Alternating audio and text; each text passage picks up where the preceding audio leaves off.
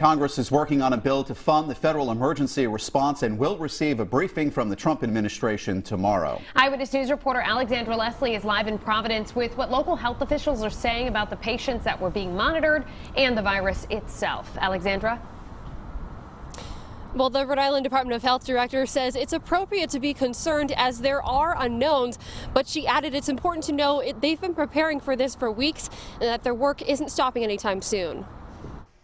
Rhode Island Department of Health Director Dr. Nicole Scott says the general risk for Rhode Islanders to get coronavirus is still low. The risk for community-wide spread has not occurred in the absence of a confirmed case. Since February 3rd, the department has been partnering with the Department of Homeland Security.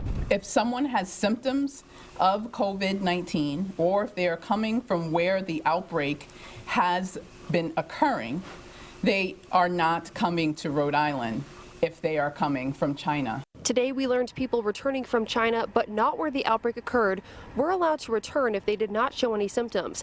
However, 26 Rhode Islanders have been part of what's called a self-monitoring process. To assess for symptoms for 14 days at home or with limited movement locally. The department says it's in regular communication with local, state, and federal agencies to ensure preparedness at all levels. In addition to this, health officials say for you to prepare, but not panic. We want to do our part to help reassure in the midst of that, so that folks are equipped with tools of what they can do. Get your flu shot. Use good cough etiquette. Stay home if you're ill. Encourage that for your loved ones, including the flu shot.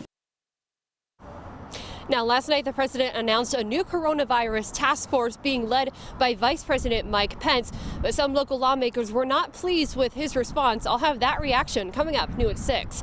Live in Providence, Alexandra Leslie, Eyewitness News. The latest developments now on the coronavirus concerns, which today drove another big drop on Wall Street. The Dow fell nearly 1,200 points. It's the worst one-day drop ever. Meanwhile, the head of the Rhode Island Department of Health says the risk to the state remains low, saying there are no confirmed cases. Dr. Nicole Scott says about 2 Rhode Islanders who recently returned from China were self-monitoring at home, and she says all but 6 of them had completed the voluntary quarantine.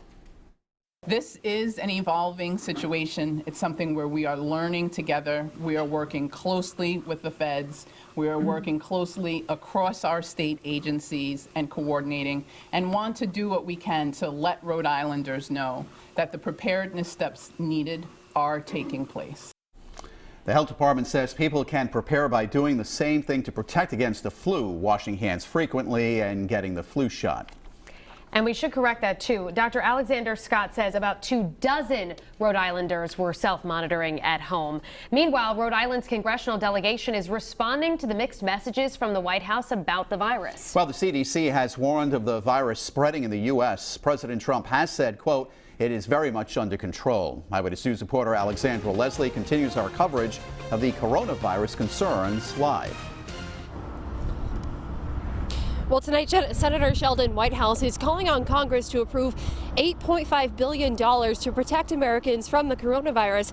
And while on the House floor today, Congressman David Cicilline slammed President Donald Trump's response to the virus, calling it a disaster. But instead of taking the situation seriously, the president has mounted a confusing and chaotic response. Congressman David Cicilline says President Donald Trump is handling how the country should respond to the coronavirus inadequately. We're very, very ready for this, for anything, whether it's going to be a breakout of larger proportions or whether or not we're at that very low level. President Trump also announced Vice President Mike Pence would coordinate the country's response to the illness. The team is brilliant. It's not something that sat well with Congressman Cicilline. Mike Pence, a man whose terrible public health policies as governor of Indiana allowed the worst HIV epidemic in the state's history to take root in 2015. The president also said he's asking for $2.5 billion to combat the coronavirus. New York Senator Chuck Schumer said he wants $8.5 billion instead.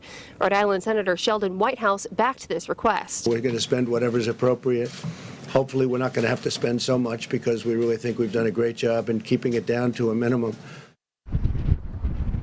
Now, in a news release, Senator Schumer added that he wants $2 billion of that $8.5 billion request to be set aside for local and state reimbursements. Live in Providence, Alexandra Leslie, Eyewitness News.